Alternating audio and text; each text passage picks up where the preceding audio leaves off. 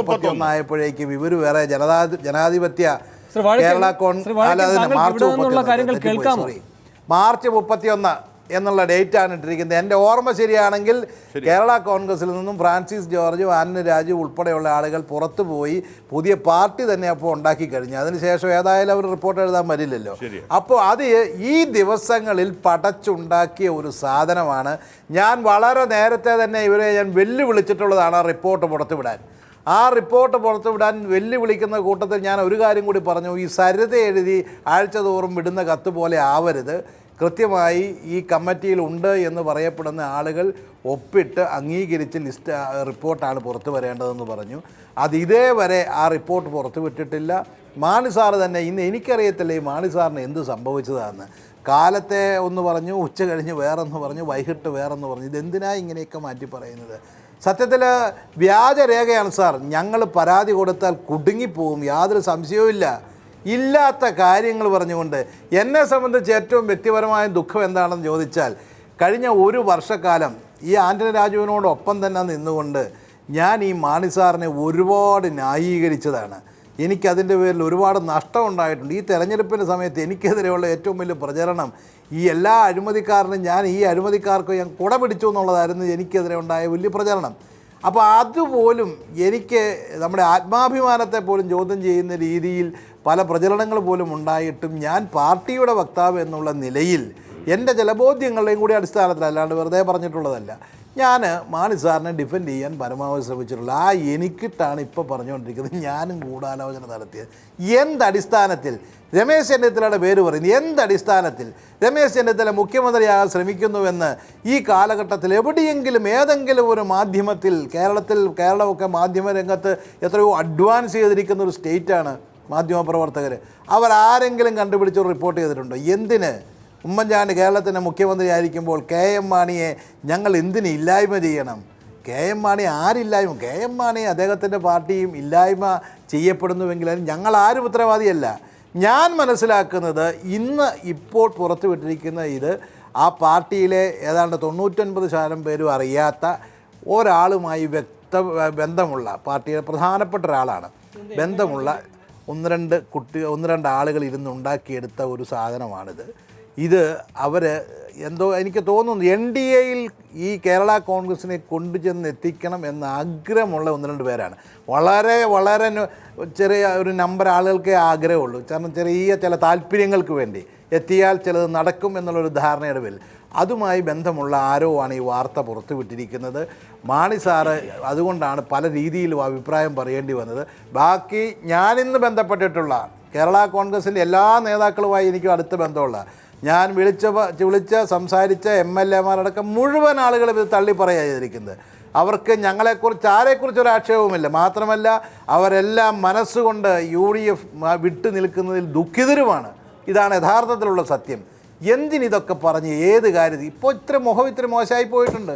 ഏറ്റവും അവസാനം അങ്ങനെയാണെങ്കിൽ ഇപ്പോൾ നടക്കുന്ന കോഴിക്കേസും അതുപോലെ സ്വർണ്ണക്കേസും ഈ ഗൂഢാലോചനയൊക്കെ ഞങ്ങൾ നടത്തിയതാണോ? അതിപ്പോൾ വന്നിരിക്കുന്ന കാര്യമല്ലേ? അതിനെക്കുറിച്ച് കൂടെ മറുപടി പറയണ്ടേ?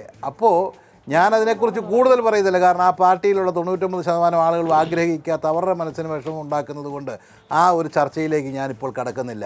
പക്ഷേ ഇതിൽ ഉറച്ചു നിന്നാൽ ശ്രീ ആന്റണി രാജു പറഞ്ഞതുപോലെ എൻ്റെ പാർട്ടിയുമായിട്ട് ആലോചിച്ച് നമുക്ക് നമ്മുടെ ഭാഗം അത് ക്ലിയർ ചെയ്യേണ്ടി വരും. അതുകൊണ്ട് നിയമപരമായ നടപടികൾക്ക് അതിനും പോകേണ്ടി വരും. എൻ്റെ പാർട്ടിയായിട്ട് ആലോചിച്ചിട്ടേ ചെയ്യത്തുള്ളൂ. ഏതായാലും ഇത് വളരെ നിർഭാഗ്യകരമായ ഒരു വാർത്തയാണെന്ന് നേരം വെളുത്തപ്പോൾ മുതലേ കേരളത്തിലെ ചാനലുകളിൽ വന്നുകൊണ്ടിരിക്കുന്നത്. ശരി, സാങ്കേതിക പ്രശ്നമുണ്ട്, അതുകൊണ്ടാണ് ശ്രീ വാഴക്കൻ അങ്ങോട്ട് പറഞ്ഞ് കേൾക്കാൻ കഴിയാത്തത്. അത് വേഗം പരിഹരിക്കാൻ കഴിയുമെന്ന് ഞാൻ പ്രതീക്ഷിക്കുകയാണ്. ശ്രീ ജേക്കബ് ജോർജ്, എന്താണ് ഇപ്പോൾ ഇങ്ങനൊരു റിപ്പോർട്ട്? വേണു, ചെറിയൊരു പിന്നാമ്പറ കഥയുണ്ട്. ഈ 94 ഒക്ടോബറിലാണല്ലോ മാണിക്കെതിരെ ബാർക്കോഴ വിവാദം ഉയർന്നത്. ആ സമയത്ത് തന്നെ 2014 ആ സമയത്ത് തന്നെയാണ് KM മാണിയെ മുഖ്യമന്ത്രിയാക്കിക്കൊണ്ട് ഇടതുപക്ഷ മുന്നണി ഒരു അട്ടിമറി നടത്താൻ പോകുന്നു എന്ന വാർത്ത വന്നത്. അതിനൊക്കെ CPI-യും PC ജോർജും ഒക്കെ മെയ് മറന്ന് രംഗത്തിറങ്ങിയിരുന്നു. അപ്പോൾ KM മാണി കണ്ടുപിടിച്ച ഒരു മറുപടിയാണ് ബാർക്കോഴയ്ക്ക് പിന്നിൽ ഉമ്മൻചാണ്ടിയാണ്, കോൺഗ്രസിൻ്റെ ഒരു നേതാവ്. യഥാർത്ഥത്തിൽ ആന്റണി രാജുവും CFO ഒക്കെ എഴുതി ചേർന്ന റിപ്പോർട്ടിൽ ഒന്നാമത്തെ പ്രതി ഉമ്മൻചാണ്ടിയാണ്. ഇപ്പോൾ സൗകര്യം രമേശ് ചെന്നിത്തലയ്ക്കെതിരെ തിരിയുന്നതാണ് കെ എം മാണിക്ക് സ്വാഭാവികമായിട്ടും. അപ്പോൾ രമേശ് ചെന്നിത്തല വീണ്ടും UDF ചെയർമാനായ കാര്യം കെ എം മാണി അറിയിച്ചിട്ടില്ല. അങ്ങനെ സ്വാഭാവികമായ ചില കാര്യങ്ങളൊക്കെ ഉണ്ട്. അതുകൊണ്ട് ആ റിപ്പോർട്ട് മറച്ചു വെച്ചുകൊണ്ട് വേറൊരു റിപ്പോർട്ട് എഴുതി എന്ന് മാത്രമേ ഉള്ളൂ. പക്ഷേ എഴുത്തുകാരന് ലോജിക്ക് തെറ്റി, തീയതി തെറ്റി, സ്ഥലകാല പേരുകൾ തെറ്റി, പേരുകൾ അപ്പാടെ തെറ്റി. പഴയ പൂർവ്വ ജന്മത്തിലെ കുറേ പേരുകളൊക്കെ എടുത്ത് വെച്ചു. അങ്ങനെ ഒരു നല്ല എഴുത്തുകാരനെ കെ എം മാണിക്ക് കിട്ടിയില്ല എന്നുള്ളതാണ് ഇതിനകത്ത് വന്നിരിക്കുന്ന സംഭവം. അല്ലായിരുന്നെങ്കിൽ കുറച്ചും കൂടെ നന്നായിട്ടൊക്കെ പോകുമായിരുന്നു. എന്തുകൊണ്ട് ഇപ്പോൾ ഇത്തരമൊരു റിപ്പോർട്ട് പുറത്തു വരണം? ഒന്ന്, അങ്ങനെയെങ്കിൽ തന്നെ എഴുത്തുകാർ കാരണം ചതിക്കപ്പെടുന്ന ഒരു നേതാവൊന്നുമല്ലല്ലോ കെ എം മാണി. അദ്ദേഹത്തിന് ഒരു സൂക്ഷ്മ പരിശോധനയൊക്കെ ഉണ്ടാകുമല്ലോ. അതുണ്ടാവാതെ പോയത് എന്തുകൊണ്ടാവാം? സൂക്ഷ്മ പരിശോധനയ്ക്ക് പറ്റിയ ആൾ കേരള കോൺഗ്രസിൻ്റെ മാണി ഗ്രൂപ്പിൻ്റെ ഒരു സ്ഥിതി വളരെ ദയനീയമാണെന്ന് ഇപ്പം പറയേണ്ടി വരും. നമ്മളൊക്കെ അന്നേ പറഞ്ഞതാ UDF വിട്ടു പോകുന്നത് അപകടമാണ്, ഇത് അബദ്ധമാണ് തീർച്ചയായിട്ടും. ഇപ്പോൾ മുമ്പൊക്കെ വാഴയ്ക്കനൊക്കെ ആയിരുന്നെങ്കിൽ രണ്ട് കൈ നീട്ടി വളരെ ശക്തമായിട്ട് കെ എം മാണിയെ പിന്തുണച്ചേനെ. ഇന്ന് വാഴയ്ക്കൻ്റെ ശബ്ദമില്ല, രമേശ് ചെന്നിത്തല, മാണിക്ക് വേണ്ടി പറയാൻ ആരുമില്ല. ഇന്ന് മാണിക്ക് വേണ്ടി പറയാൻ നമ്മുടെ മഞ്ഞക്കടമ്പൻ മാത്രമേ ഉള്ളൂ. 1-2 പേര് പ്രധാനപ്പെട്ട ആൾക്കാരെ വീണ്ടും കാണുന്നില്ല ഇന്ന് ചാനലിൽ. യഥാർത്ഥത്തിൽ CPM ശ്രമിക്കുമോ ഒറ്റയ്ക്ക് നിൽക്കാൻ? കേരളത്തിൽ കോൺഗ്രസ് വലിയ പാർട്ടിയല്ലേ, ദേശീയ പാർട്ടിയല്ലേ? കോൺഗ്രസ് എന്ന് വിചാരിക്കുക നാളെ ഒരു മുന്നണിയൊന്നും വേണ്ട, ഞങ്ങൾ ഒറ്റയ്ക്ക് നിൽക്കാം. അങ്ങനെ പ്രധാനപ്പെട്ട രാഷ്ട്രീയ പാർട്ടികൾ പോലും മറച്ചു നിൽക്കുന്ന ഒരു തീരുമാനമാണ് കേരള കോൺഗ്രസ്. ഞങ്ങൾ ഒറ്റയ്ക്ക് നിന്നോളാം. അതുതന്നെ ഇതിൻ്റെ ആത്മഹത്യാപരമാണ്. അപ്പോൾ ഒറ്റയ്ക്ക് നിൽക്കുന്നു, ആക്രമണം വിജിലൻസിൻ്റെ ഭാഗത്തുനിന്നുണ്ടാകുന്നു, ജേക്കബ് തോമസ് എന്ന ഭാഗത്തുനിന്നുണ്ടാകുന്നു. അതിന് പിടിച്ചു നിൽക്കണമെങ്കിൽ, കോടതിയിലാണെങ്കിലും ജനങ്ങളുടെ മുമ്പിലാണെങ്കിലും പിടിച്ചു നിൽക്കണമെങ്കിൽ ഒരു രേഖയുടെ പിൻബലം വേണം. ഞങ്ങൾക്കെതിരെ ഒരു ഗൂഢാലോചന നടക്കുന്നുണ്ട്. അത് നേരത്തെ എൻ്റെ അറിവിൽ, ഇപ്പോൾ ആന്റണി രാജു പറയുമോ ഇല്ലെന്ന് എനിക്കറിയത്തില്ല, ആന്റണി രാജു ലേഖനകർത്താവായ ആദ്യ റിപ്പോർട്ടിൽ അതിനകത്തെ ഒന്നാമത്തെ ശത്രു ഉമ്മൻചാണ്ടിയാണ് ഒരു ഗൂഢാലോചന നടത്തിയത്. ഇപ്പോഴത്തെ ശത്രു രമേശ് ചെന്നിത്തലയാണ്. ആ രണ്ട് തെറ്റ് ഒരുപക്ഷെ ഈ സാഹചര്യം മാറിയതുകൊണ്ട്, രാഷ്ട്രീയ സാഹചര്യം മാറിയതുകൊണ്ട് പുതിയ സാഹചര്യത്തിലെ പുതിയ ശത്രുവായിട്ട് രമേശ് ചെന്നിത്തല അവതരിപ്പിച്ചിരിക്കുന്നു എന്ന് മാത്രമേ ഉള്ളൂ. അഡ്വക്കേറ്റ് ജയശങ്കർ, ഒരു പകലിൻ്റെ പോലും ആയുസ്സില്ലാതെ പോയത് എന്തുകൊണ്ടാണ് ഈ റിപ്പോർട്ട്? അതുപോലെ തന്നെ ഇതൊരു ആധികാരിക രേഖയൊന്നുമല്ലല്ലോ. ആരെങ്കിലും കമ്പ് ശാസ്ത്രീയമായി പരിശോധിച്ച് ഇതിൽ മുൻകാല യുക്തിയുമായി ചേരാതെ പോകുന്നുണ്ടോ? ഇനി ഇപ്പോൾ അവതരിപ്പിച്ചിരിക്കുന്ന കാര്യങ്ങളിൽ തന്നെ പരസ്പര വൈരുദ്ധ്യമുണ്ടോ? ഇതൊന്നും തെളിയിക്കാനൊന്നും പോകുന്നില്ല. രാഷ്ട്രീയ റിപ്പോർട്ടുകൾ ഇത്തരം പാർട്ടികൾ ഉണ്ടാക്കുന്നതിൻ്റെ അടിസ്ഥാനം എന്നത് അപ്പോഴപ്പോഴുള്ള പ്രതിസന്ധി ഘട്ടങ്ങൾ തരണം ചെയ്യൽ മാത്രവും അല്ലേ? അങ്ങനെ വരുമ്പോൾ ഒരു ആധികാരികത അനാവശ്യമായി നാം കെ എം മാണിയുടെ കൂടാരത്തിൽ നിന്ന് പുറത്തിറങ്ങുന്ന ഒരു റിപ്പോർട്ടിന് കൽപ്പിക്കേണ്ടതുണ്ടോ? ഒരിക്കലും ഇല്ലയെന്ന് മാത്രമല്ല, ഒരിക്കലും അങ്ങനെ ചെയ്യാനും പാടില്ല. ഇപ്പോൾ ശ്രീ ആന്റണി രാജുവും ഫ്രാൻസിസ് ജോർജും CF തോമസും മരിച്ചുപോയ TS ജോൺ സാറും കൂടി ചേർന്നുണ്ടാക്കിയ റിപ്പോർട്ടായിരുന്നു എന്ന് തന്നെ വിചാരിക്കാം. ആ റിപ്പോർട്ട് ഇപ്പോൾ പുറത്തു വരുന്നു എന്നുള്ളത് കൊണ്ട് തന്നെ അതിന് വല്ല ആധികാരികതയുണ്ടോ, വല്ല പ്രാധാന്യമുണ്ടോ? ഇവരാരെങ്കിലും കുറ്റാന്വേഷണ വിദഗ്ധരാണോ? അല്ല. ഇവരാരെങ്കിലും ഫോറൻസിക് വിദഗ്ധന്മാരാണോ? അതുമല്ല. ഇവർ ജഡ്ജിമാരാണോ? അതുമല്ല. ഇപ്പോൾ ജഡ്ജിമാർ സമർപ്പിക്കുന്ന കമ്മീഷൻ ഓഫ് എൻക്വയറീസ് ആക്ട് പ്രകാരം കൊടുക്കുന്ന റിപ്പോർട്ട് പോലും ഭരണകൂടത്തിന് തള്ളിക്കളയാവുന്നുള്ളൂ. അതിന് പോലും അത് എഴുതിയ കടലാസിൻ്റെ വിലയുള്ളൂ. അങ്ങനെ വരുമ്പോൾ ഇങ്ങനൊരു പാർട്ടി കമ്മിറ്റി ഉണ്ടാക്കുന്ന റിപ്പോർട്ടിന് എന്ത് വിലയുള്ളൂ ഈ രാജ്യത്ത്? ഒരു വിലയില്ല.